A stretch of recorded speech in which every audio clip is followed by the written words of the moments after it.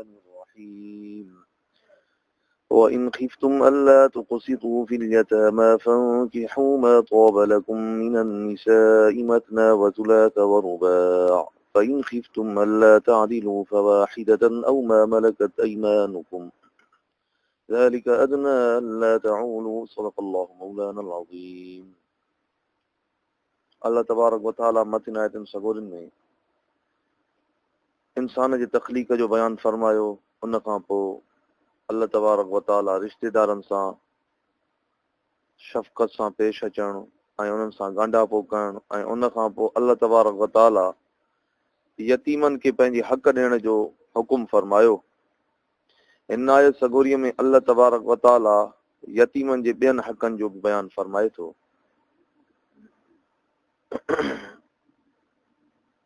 अल्लाह साईं फरमाए थो त जेकॾहिं ड्रिजो त यतीमनि छोकिरियुनि जे निकाह करण में अदल न कंदव।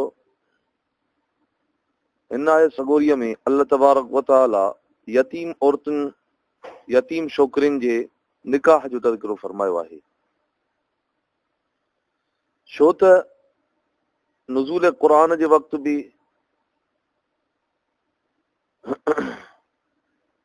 के अहिड़ा माण्हू हुया जो जॾहिं उनजो पीउ मां गुज़ारे वञे पियो ऐं उहे हुस्न जमाल में बि हुयूं त पोइ जेके उनजा वाली थियनि पिया, मिसाल सोट थियनि पिया या ॿिया के रिश्तेदार, त पोइ उन्हनि जी इहा कोशिशि हूंदी हुई त असां हिननि सां शादी कयूं त माल बि अचे ऐं हुस्न जमाल बि वारी औरत बि असांजे निकाह में अचे।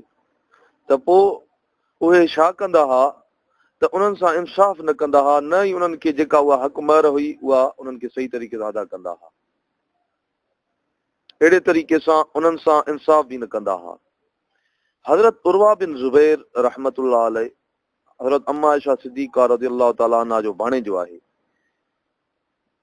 पुछा कयईंसि त इहा आयत सगोरी कंहिंजे बाबति नाज़िल थी त चवणु लॻुसि त यब्न उख्ती, ए मुंहिंजा भाणेजा, इहा आयत यतीमनि जे हक़नि जे बाबति नाज़िल थी आहे जेका मां अव्हां जे आॾो तिलावत कई आहे।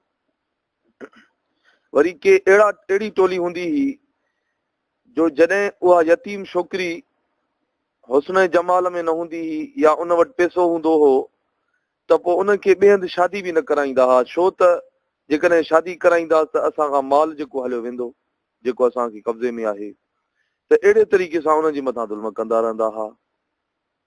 त पोइ अल्लाह तबारक व तआला उन्हनि माण्हुनि जे लाइ इहा आयत सगोरी नाज़िल फरमाई त अल्लाह साईं फरमायो त जेकॾहिं ड्रिजो त यतीमनि छोकिरियुनि जे निकाह करण में अदल न कंदव त ॿियनि ज़ालनि मां जेकी अव्हां खे वणनि, यानी इन्हनि यतीम औरतुनि यतीम छोकिरियुनि खे छॾे करे, छो त तव्हां यतीम छोकिरियुनि सां तव्हां अदल इंसाफ़ न करे सघंदव, त पोइ अल्लाह साईं फरमायो त ॿियनि ज़ालनि मां जेकी अव्हां खे वणनि से ॿ ऐं टे ऐं चार पढ़णियो।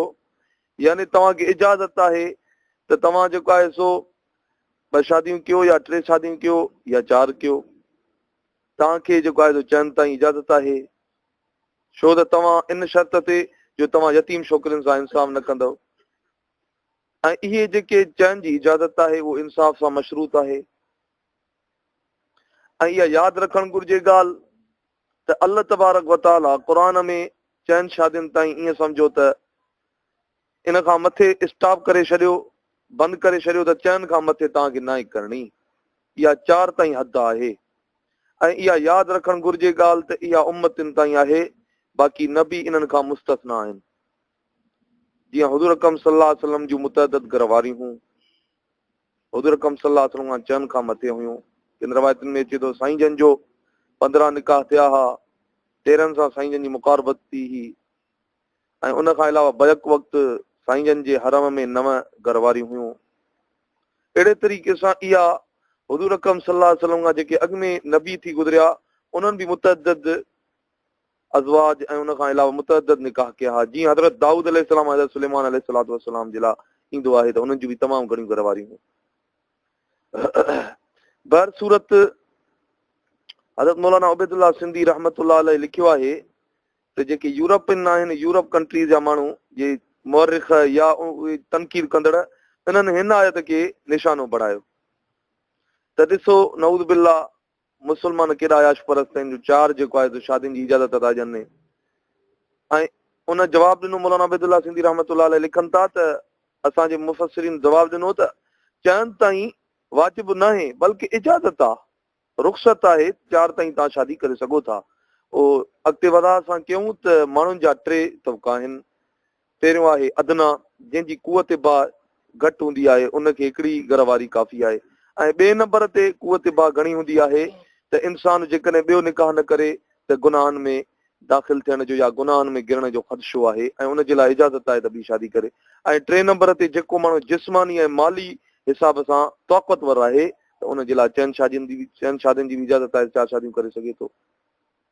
बाक़ी इहे जेके हिक खां मथे निकाह अल्लाह तबारक व तआला इंसाफ़ सां मशरूत कयो आहे त जेकॾहिं तव्हां इंसाफ़ कंदव, अल्लाह साईं हिते फरमाए थो त पोइ जेकॾहिं डिॼो था त अव्हां खां इंसाफ़ थी न सघंदो त हिकु परिणियो, यानी तव्हां सम्झो था त तव्हां इन्हनि सां इंसाफ़ न करे सघंदो हिक खां 2 घर वारनि सां या 3 घर वारनि सां, त तव्हांखे घुर्जे त हिकु परिणियो, यानी हिकु ई निकाह कयो, या अव्हां जा हथ जंहिंजा मालिक थिया सा बानी रखो, यानी या जेका तव्हांजी मिल्कियत में बानी आहे उन सां तव्हां जेको आहे सो मुक़ारिबत करे सघो था। छो त हुज़ूर अकरम सल्लल्लाहु अलैहि वसल्लम फरमायो त जेको शख़्स हिक खां वधीक 2 निकाह करे थो ऐं ॿिनि सां इंसाफ़ नथो करे त क़यामत जे ॾियारे हिकिड़ो पासो हुनजो फ़ालिज ज़िदा हूंदो।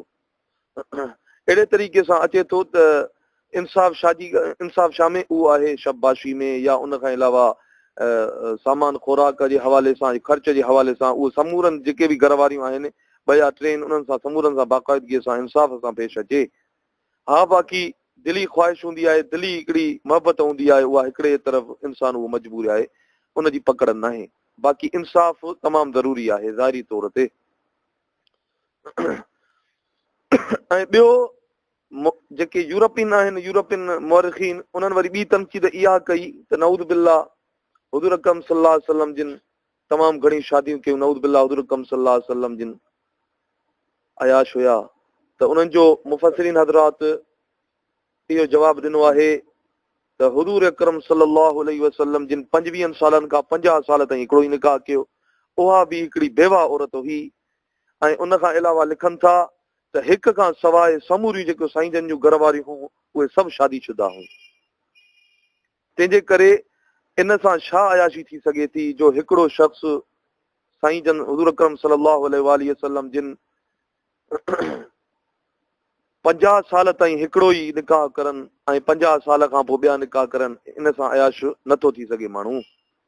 ऐं उन खां अलावा लिखनि था त हुज़ूर अकरम सल्लल्लाहु अलैहि वसल्लम जी हिकिड़ी घरवारी अम्मा आयशा सिद्दीक़ा तय्यबा ताहिरा रज़ियल्लाहु ताला अन्हा ई, ईअं सम्झो त हुज़ूर अकरम सल्लल्लाहु अलैहि वसल्लम जी इहा घरवारी दोशीज़ा हुई, यानी कुंवारी हुई। बाक़ी हुज़ूर अकरम सल्लल्लाहु अलैहि वसल्लम जो जंहिंसां बि निकाह थियो उहो जेको आहे सो उहे बेवा हुयूं, या कंहिंजो मतिलबु ईअं सम्झो त मुड़ुसु मरी वियो हो। उन खां अलावा हुज़ूर अकरम सल्लल्लाहु अलैहि वसल्लम जंहिंसां बि निकाह कयो हो, मुफ़स्सिरीन हज़रात लिखनि था त उहो दीन इस्लाम जी इशाअत लाइ कयो हो। त इन जे करे त साईं जन इन जे करे निकाह कयो त हर क़बीले सां हुज़ूर अकरम सल्लल्लाहु अलैहि वसल्लम जी ईअं वेझड़ाई थिए ऐं उहे इस्लाम में दाख़िल थियनि। हुज़ूर अकरम सल्लल्लाहु अलैहि वसल्लम हरीसुन अलैकुम हुया, यानी हुज़ूर अकरम सल्लल्लाहु अलैहि वसल्लम जी इहा ख़्वाहिश मुबारका हुई त वधि खां वधि इस्लाम में अचनि माण्हू। इन जे करे बि मुफ़स्सिरीन हज़रात लिखनि था त हुज़ूर अकरम सल्लल्लाहु अलैहि वसल्लम मुख़्तलिफ़ क़बीलनि जी औरतुनि सां शादी कई। बर सूरत ऐं टियों हमलो कंदा आहिनि इहो इहे जेके यूरोपियन आहिनि त जेके इस्लाम में जेको आहे सो बानीअ खे बि ईअं त बानीअ ते ज़ुल्म थिए थो, यानी उहे जेको आहे सो बानीअ सां जेको आहे सो ईअं सम्झो त मुक़ारिबत हलाल सम्झनि था ऐं उन खां अलावा उन खां कमु वठनि था। मुफ़स्सिरीन हज़रात लिखनि था त इहो इस्लाम इहो कमु न कयो हो, इस्लाम वधि में वधि जाइज़ कयो हो, जाइज़ क़रार ॾिनो हो। बाक़ी जेको उन वक़्तु रूम ईरान जे हवाले सां बाक़ाइदगी सां मंडियूं लॻंदियूं हुयूं, पूरे दुनिया में बानियुनि जो रवाज हुयो। बाक़ी जॾहिं हिन वक़्तु बानियुनि जो रवाज ख़तमु थी चुको आहे त इस्लाम बि ख़तमु करे छॾी, इस्लाम में बि इहो रवाज ख़तमु थी चुको। अता की इस्लाम त इन बानियुनि जे रवाज खे ख़तमु करण जे लाइ ऐं उन्हनि खे आज़ादु करण जे लाइ बाक़ाइदगी सां बिशारतूं ॾिनियूं आहिनि। अता की सहाबा किराम रिज़वानुल्लाहि अलैहिम अजमईन जे लाइ अचे थो त केतिरा ई बाना उन्हनि वठी करे ख़रीद करे आज़ादु करे छॾिया ऐं केतिरियूं बानियूं उन्हनि आज़ादु करे छॾियूं वठी करे। ऐं हता की इस्लाम जे अहकामनि में इहो अचे थो त के अहिड़ा कफ़ारा आहिनि जीअं कफ़ारा ज़िहार या जेको आहे सो रोज़े जो कफ़ारो जेको ॼाणी वाणी जेको भञे थो त उनजे लाइ बाक़ाइदगीअ सां हिते ग़ुलाम खे आज़ादु करणो हूंदो आहे। बाक़ाइदगी इस्लाम त उन्हनि जे लाइ आज़ादी घुरी आहे ऐं उन्हनि खे ईअं सम्झो त ख़ुदि मुख़्तारी ॾिनी आहे। तंहिंजे करे इहो जेको उन्हनि जो एतिराज़ आहे इहो अजायो आहे। बरसूरत इहे अजाया एतिराज़ कंदा रहंदा छो त इस्लाम इन्हनि जे अखियुनि में ईअं सम्झो कंडे वांगुरु चुभे थो। बरसूरत अल्लाह तबारक व तआला इहे जेके बि सभु शयूं बयानु फरमायूं आहिनि उहे इंसाफ़ सां मशरूत फरमायूं आहिनि त यानी तव्हांखे तव्हां इंसाफ़ कजो छो त जेकॾहिं इंसाफ़ न कंदव त क़यामत जे ॾिहाड़े तव्हां खां पुछाणो थींदो। ऐं तंहिंजे करे अलाह साईं अॻिते फरमाए थो ज़ालिका अदना अल्लाह तऊलू, इहो हिन खे वेझो आहे त ॾाढा ई न करियो। यानी जेको बि यतीमनि जो जेको तव्हांजो हक़ आहे तव्हांखे घुर्जे त यतीम औरतुनि खे पंहिंजो हक़ अदा करे ॾियो ऐं उन्हनि जी शादी जेको आहे सो सुठनि घराणनि में ऐं जेको उन्हनि जे मुनासिब आहे उन्हनि खे पंहिंजो माल बि अदा कयो ऐं उन्हनि खे सुठनि घराणनि में निकाह कराए बि ॾियो छो त इहो इंसाफ़ जे वेझो आहे। अल्लाह तबारक व तआला तव्हां सां राज़ी थींदो। दुआ अल्लाह सिंह तव्हां असांखे क़ुर ते अमल करण जी तौफ़ीक़ अता फरमाए।